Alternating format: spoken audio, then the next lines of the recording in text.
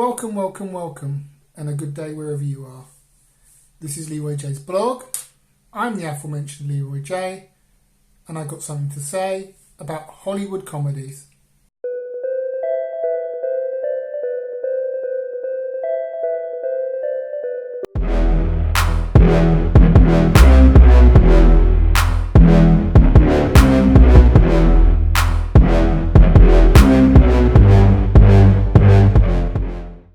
The truth has been out there for a while, hiding in plain sight.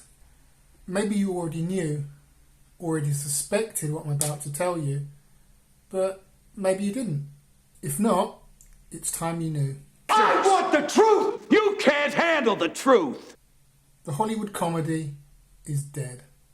Remember Hollywood? The place that gave you Some Like It Hot, The Apartment, Home Alone, The Hangover, Three Men and a Baby, Tootsie, remember that? Well, Hollywood is now a place where comedy goes to die. Semi-decent turnout to the funeral. Be honest, when was the last time you watched an engrossing, engaging, riveting, funny comedy made by Hollywood that was post-2013? I'm waiting. I'm gonna go pay my final respects. Why 2013? Well, because in 2014, the Hollywood comedy flatlined. The thing is, if you looked at chart number 1, you'd think I was scaremongering, because in 2014, comedy grossed $2.74 billion. And even this year, comedy is projected to take $2.5 billion at the box office. So, am I scaremongering? No. I actually come bearing the truth. And the truth shall set you free! I actually don't expect you to believe me. Never take anybody on the internet's word for anything.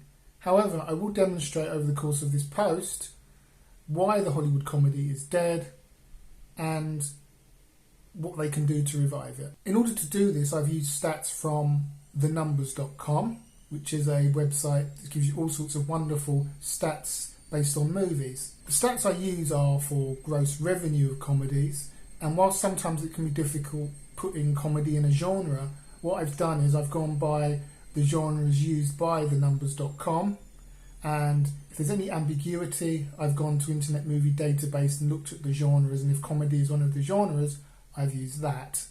Now, there are certain films that are comedies that are not listed as comedies, like Ted.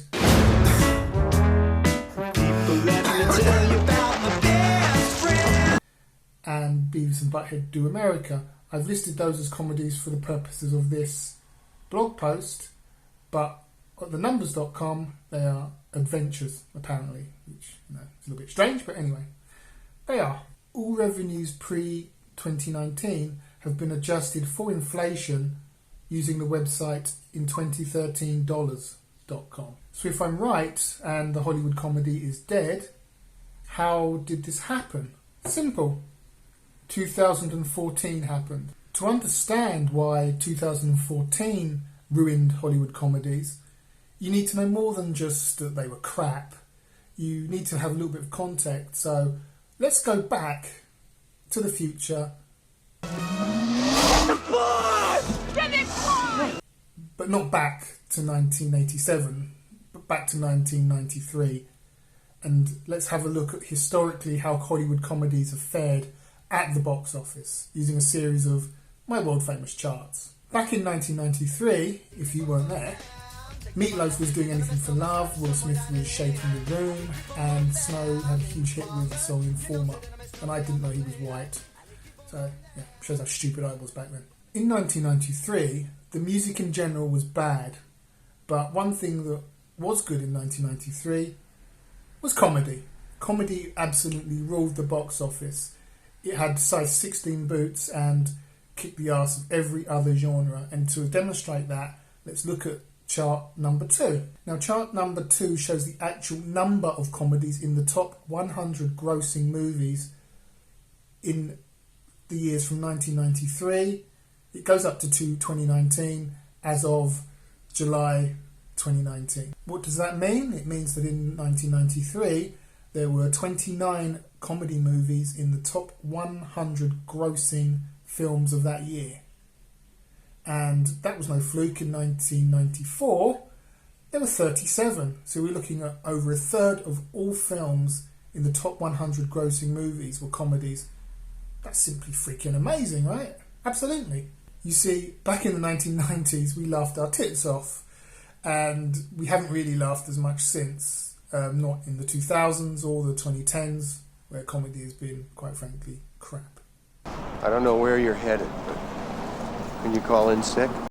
But let's touch on 2014 again, because 2014 is the pivotal year that comedy basically fell off the map. And you wouldn't think it from the charts I've showed you, but believe me, you'll be drinking the Kool-Aid, absolutely 100%. Because when you look at this chart, in 2014, something amazing happened. For the first time in a long time, there were only 18 films, comedy films, in the top 100 grossing movies. 18, all-time low. Under 20, awful. So that was why 2014 is a pivotal year. Again, you might look at the revenue from 2014 and say, what's the problem? You know, comedy has made a heck of a lot of money. And, you know, obviously I disagree with that. I think 2014 was a terrible year, but you're going to find out. The fact is, Hollywood just isn't producing the sort of comedies that we want to watch. That's a fact. And I'll demonstrate that later. To further demonstrate how far comedy has fallen, I have yet another chart. Chart number 3. This chart is very easy to understand. If you look at the first entry, it says number 2. In the year 1993, the Robin Williams cross-dressing classic Mrs. Doubtfire was the second highest grossing movie of that year. That's why it's ranked number 2. So in general, the lower the figure, the better.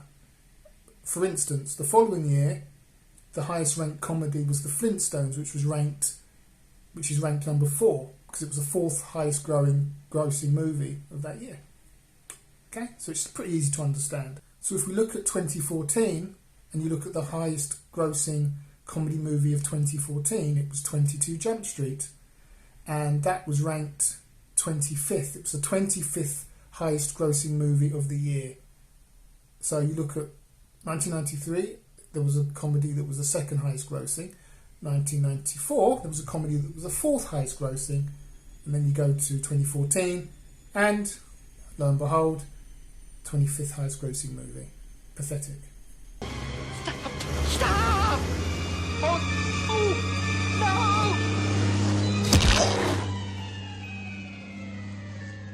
Oh, shit!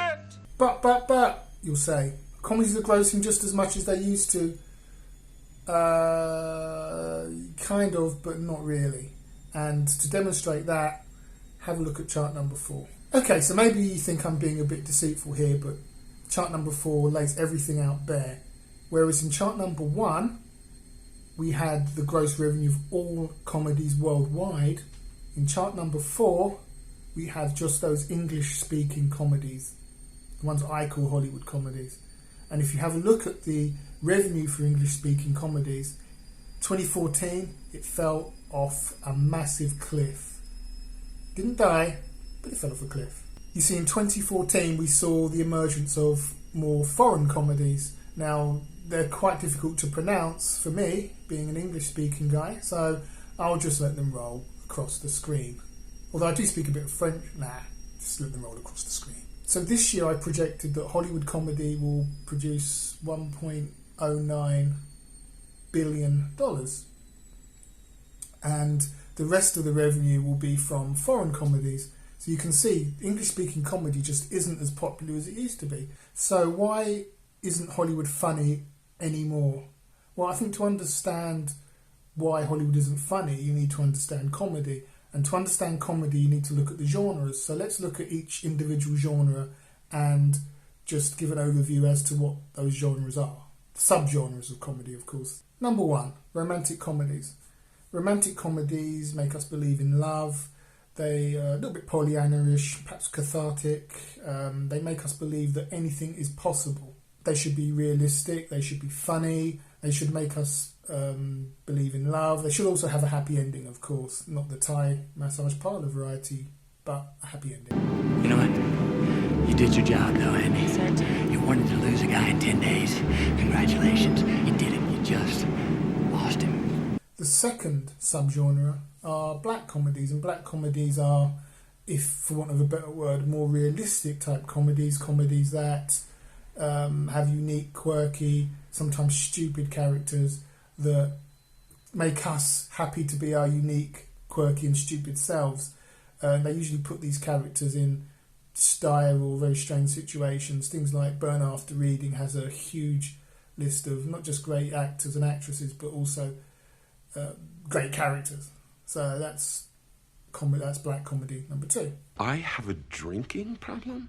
Fuck you, Peck. You're a Mormon. Ozzy. Next to you, we all have a drinking problem. Number 3 are other comedies. These are more, I guess, your sort of slapstick style comedies that are just designed to make us laugh. I would suggest things like The Hangover, where you put somebody in an awkward situation, or they have a goal of some sort, and each character is just a little bit different. But really, they're designed to tell a good story, but really to make us laugh. Mike Tyson? This is my favorite part coming up right now. But in essence, comedy is ultimately about us feeling good about ourselves and our place in the world. And that's what comedy really, for me, that's what the essence of comedy is. And I also think to understand why Hollywood comedies are failing, you also need to understand why people go to the cinema in the first place. I'm a huge fan of psychology, and I think there's a huge amount of psychology that is involved in this. So I'm not going to apologise for explaining why I think people go and watch films in the first place. Film, in essence, it is behaviour projected onto the screen.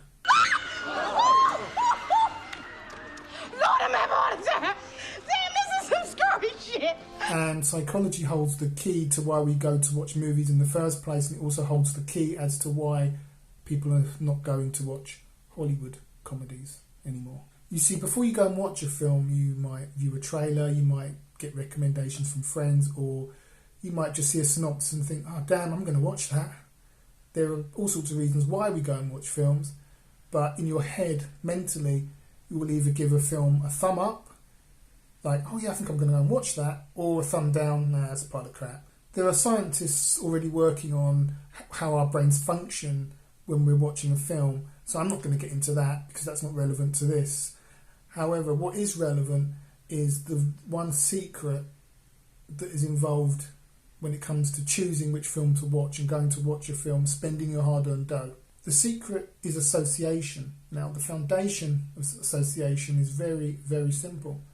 It's how we feel about something when we think about it, whether it's a person, a food item, or a movie. To understand how association absolutely dominates our lives, here's something from my past which will perhaps explain how I feel about certain things. When I was around 8 years old, I was in a forest on a school trip and doing things that 8-year-old idiots do, that splashing around in puddles with your Wellington boots and generally ignoring what the teachers are telling you. I found a really lovely looking puddle which I proceeded to jump into, and it came up to my ankles and then my knees, then my hips and my shoulders, and eventually engulfed me fully, and I was drowning.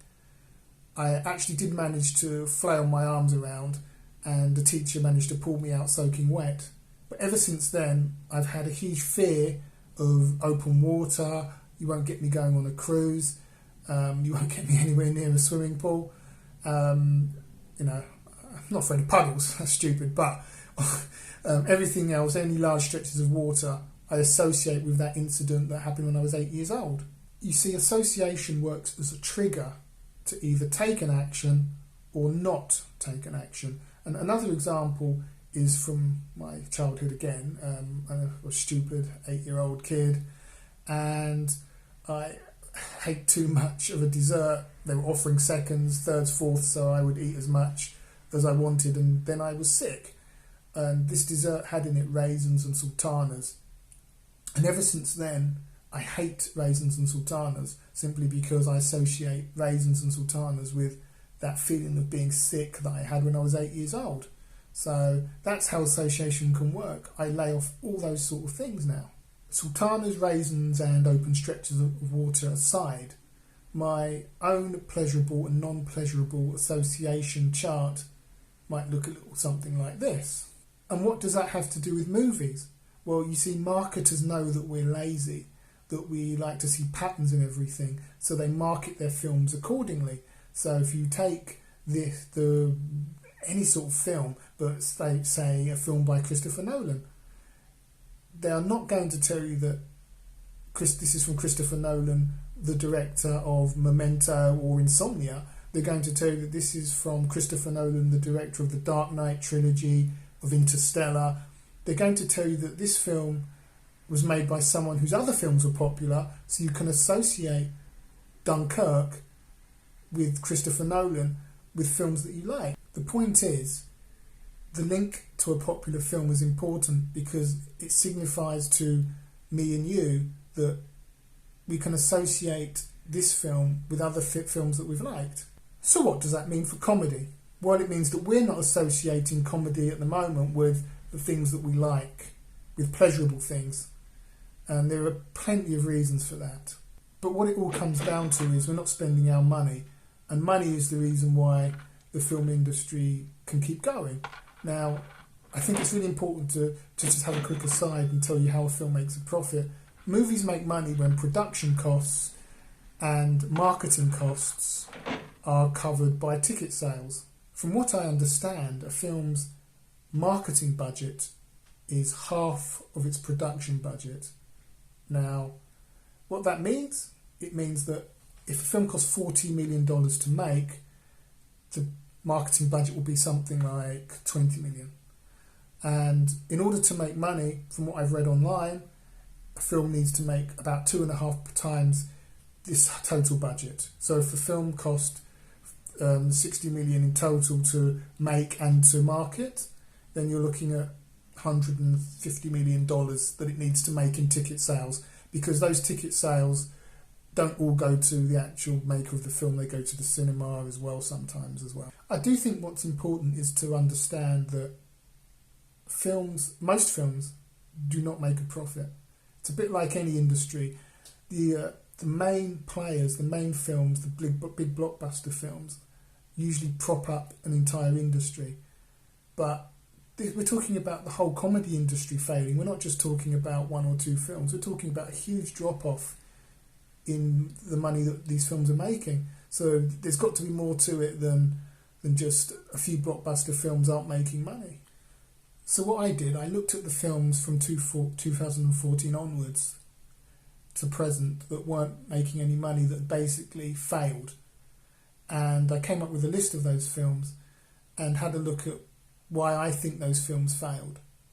You see, success has patterns and so does failure. And I think we can, broadly speaking, put that the failure of the Hollywood comedy, into 4 distinct parts. Number 1, movie executives fall in love with sequels and reboots. The trouble with Hollywood is that the executives are risk averse. As soon as a film is done well, they'll put out a sequel, or they'll think about putting out a sequel. Now, with comedy, this doesn't work very well. Now, you can look at outliers like Meet the Fockers, which was the sequel to Meet the Parents, and you can also look at Pitch Perfect 2, which was the follow-up to Pitch Perfect, as well as My Big Fat Greek Wedding 2. That was a success. Now, the problem is, those are outliers. You see, the movie landscape is littered with sequels: Ted 2, Bad Santa 2, Zoolander 2. There are so many that have failed simply because we, the movie-going public, aren't as, I guess, gullible as we used to be. We see that a second movie in a franchise is basically a cash grab. Number 2, we've seen it all before. It's hard to come up with anything original these days, but It's been said that if you change something just by 10%, you've basically created something original. But I don't think Hollywood comedies bear that in mind, because a lot of these films just seem to be the same film, just with different actors. And that's part of the problem. Number 3, they're not subtle enough. I think that comedy has to be funny, has to be fairly subtle. I don't think tripping over a turd or a banana skin is something that's funny. I think what's funny is when you create quirky, smart, sometimes quite complex characters and put them in unusual situations. If you look at something like The Hangover, that was funny because it had a mixture of different characters. It had strange situations and strange things that had happened.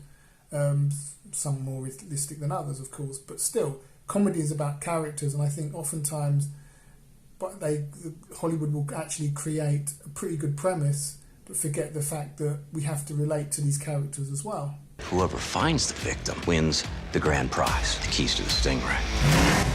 Just the keys? Number 4, sometimes you can get everything right, or at least you can think you've got everything right, and a film just doesn't work, and it happens with a lot of films. I think Logan Lucky was quite good. Vice, The Spy Who Dumped Me, but they just didn't work. I know these days that everybody wants to play the victim, but Hollywood has no excuses. You can't use Netflix or Amazon Prime as the scapegoat and say that they've killed the comedy industry. That's just complete utter rubbish. You have to come out with comedies that people want to watch, and as per reports, Amazon and Netflix have nothing whatsoever to do with the demise of the whole comedy genre in Hollywood. There is some good news for Hollywood, and the good news is that there are comedies that are grossing very high throughout the world, but unfortunately those are Chinese comedies, so unless we learn Mandarin, we're stuck with the crap that Hollywood dishes out to us. With that in mind, let's try and look at some solutions. Let's try and be a little bit more positive. In order to solve these problems, we need to understand what the problems are, what the problems that underpin Hollywood are. And I think the problem is that Hollywood has a political problem. When Donald Trump got elected in 2016, nearly 63 million people voted for him. Now, obviously, more people voted for Hillary Clinton, but that's basically the Electoral College, and it's a pain in the arse if you get the higher popular vote, but it's happened before and it will probably happen again. Now, obviously, he's a polarising figure. The problem is, it's one thing to go after Donald Trump and it's another thing to go after his supporters and to call them names. We are talking about nearly 63 million people, some of whom actually do go to the movies. And let's be honest, moviegoers, customers, do not like being insulted. I think if you look at something like the Oscars as a case in point, I don't know about you, but personally I tune into the Oscars to see a celebration of film, not to watch a political programme. Maybe it's just me, but personally I don't care for celebrities giving political opinions, mainly because they don't know what the hell they're talking about. And the thing is, there's no evidence that any of this actually works, that people will vote based on what a celebrity tells them to do. But we have to deal with reality, and we do live in a more politicised world, a world where a film can be cancelled because the president doesn't like it, president supporters doesn't like it. A film can be delayed because it insults the North Korean leader, and where an actress will not take a movie role because she's not trans. Michael, there are no other women like you. You're a man. Yes, I realize that, of course, but I'm also an actress. I'm all for adapting to the needs of the customer, but there comes a time where you have to draw a line where you say cancelling a film because people are offended is wrong. Not accepting a movie role because people are offended is wrong. You see, people do have the right to be offended, but I think this comes down to why comedy isn't as popular. Comedy is an equal rights employer. It has the ability to offend anyone regardless of their colour, their race, their religion, and that's wonderful. It's equal. Can't you take a joke? And I think that's part of the problem, that Hollywood is creating movies, comedies as well, that they don't necessarily want to offend people. And the whole essence of comedy, one of the essences of comedy, is that it sometimes does offend people. Creating anything can be offensive. That's just life. The good news is that there, I think, is an easy solution. What Hollywood needs to do is to create an inclusive comedy culture. Everyone should be happy about that, right?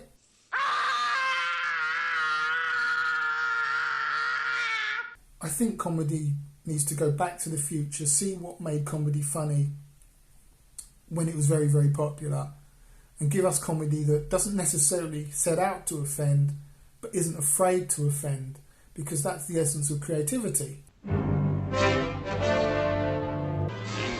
number one, a very warm, very wonderful story. Now, obviously comedy has changed, but there are certain elements to comedy that are the same: quirky characters, smart, strange situations. I think also the thing that has changed is that people are now quite afraid to offend. Don't be afraid to offend. Don't set out to offend, but don't be afraid to offend. Ingredient number two, a brilliant cast. Ingredient number three, Billy Wilder. There's nothing quite like that Billy Wilder, some like it hot kind of laughter.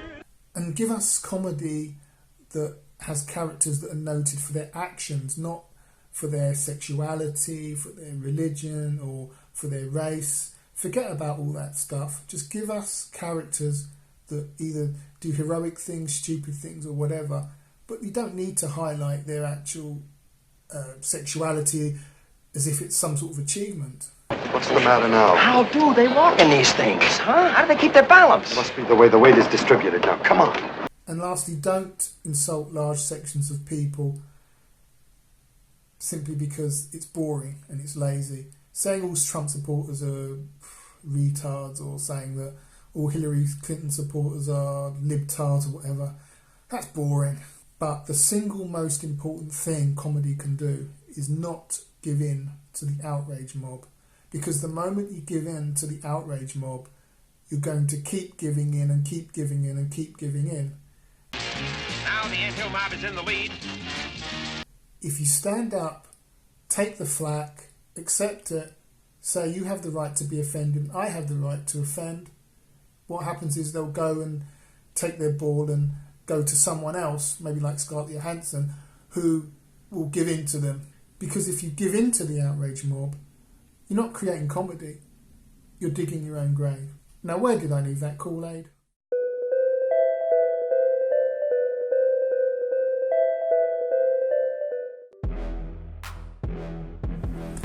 Here was a special announcement. I usually release a blog post every 3 to 4 weeks, but if you want to take the guesswork out of when the next blog post will be released, then just go to my website at www.leroyjay.com and sign up for updates on when blog posts, podcasts and videos are released. Now, you'll also get a free fiction book of my world famous very short stories. This book will only take you 5 minutes to read in its entirety, so you can read it over a cup of coffee, and it's a lot of fun. It's the best 5 minutes you'll spend today. So pop along there, www.leroyjay.com. Thank you very much.